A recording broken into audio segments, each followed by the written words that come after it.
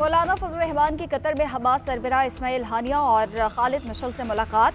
फलस्तीन के मसले पर तबादला ख्याल। मौलाना फजल रहमान ने कहा कि इसराइल किबला अव्वल को हैकल में बदलने की मजमूम कोशिश कर रहा है। वक्त आ गया है कि उम्मत मुसलमा अमली मैदान में फलस्तीनी भाइयों के शाना बशाना खड़ी हो। इस्माइल हानिया ने कहा कि इंसानी हुकूक के दावेदार हथियारों से भरे जहाज लेकर तेल अवीव पहुंच रहे हैं। उम्मत मुसलमा भी फलस्तीनी भाइयों की हिमायत के लिए मैदान में निकले। खालिद मशल ने कहा कि कश्मीर और फलस्तीन पर अरसा दराज से मजालिम इंसानी हुकूक के दावेदारों के मुंह पर तमाचा है।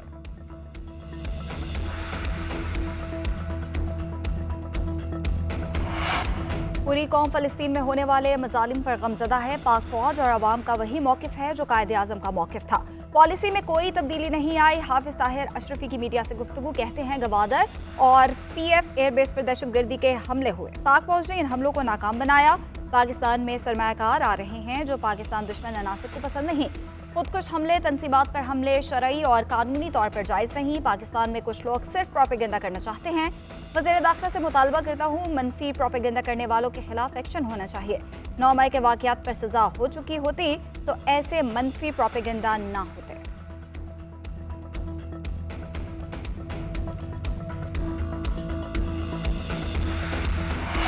सिंध में ज़िमनी बल्दियाती इंतखाबात में वोटिंग का वक्त खत्म। 16 अजला की 25 यूसीस पर अवाम ने हक के राय दही इस्तेमाल किया।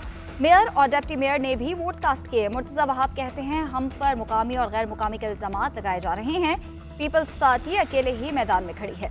PTI और जमात इस्लामी मिलकर भी हमें नहीं हरा सकते। हम तासुब और कीना परवरी वाली सियासत नहीं करेंगे।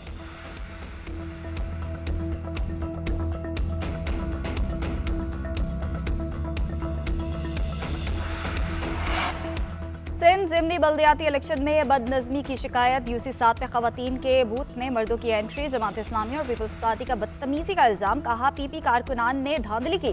मुस्लिम लीग नून के उम्मीदवार शाहिद इकबाल का इलेक्शन कमीशन पर जानिबदारी का इल्ज़ाम। केमाड़ी के पोलिंग स्टेशन नंबर 10 में कशीदगी के इतलाब पर पहुंचे। कहते हैं इलेक्शन कमीशन का अमला पीपल्स पार्टी के साथ मिला हुआ है।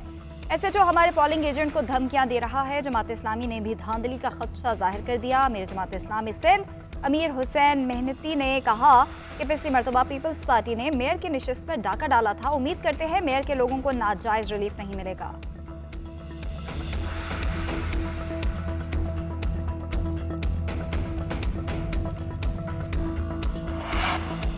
नवाज शरीफ का आइंदा हफ्ते से सियासी सरगर्मियां शुरू करने का इम्कान। आइंदा हफ्ते मानसेहरा में जलसे से खिताब करेंगे। दीगर सियासी जमातों के कायदीन से मुलाकातों का शेड्यूल भी तय।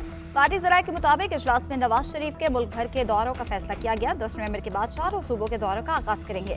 सियासी सरगर्मियों से मुतालिक नवाज शरीफ की करीबी साथियों से भी मुशावरत।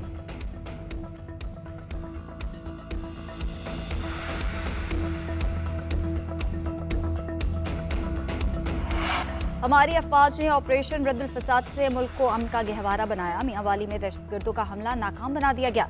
जवानों ने जानों के नजराने पेश किए। नवाज शरीफ की क़यादत में अमन लाएंगे। हमजा शहबाज की मीडिया से गुफ्तगू। कहते हैं इस वक्त पाकिस्तान नाजुक सूरत हाल से गुजर रहा है। मईशत ज़बूहाली का शिकार है। 100 यूनिट मुफ्त बिजली का होमवर्क हो चुका था। चंद दिन में मुफ्त बिजली देने जा रहे थे मगर वो मंसूबा शरपसंदों की नजर हो गया। नवाज शरीफ की क़यादत में मुल्क को दोबारा ठीक करेंगे। गरीबों के मसाइल हल करना हमारी तरजीह है।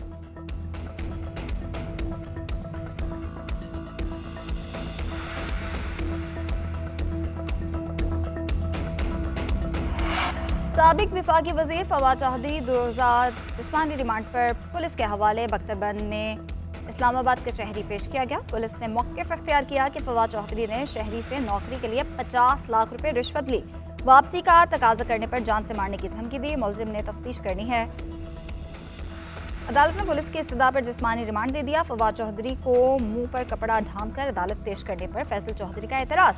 फवाद चौधरी ने अदालत पेशी पर गैर रस्मी गुफ्तगू करते हुए कहा कि मुझे फेफड़ों का मसला है, डॉक्टर तक रसाई दी जाए। बच्चों से मिलने की भी इजाज़त नहीं दी जा रही।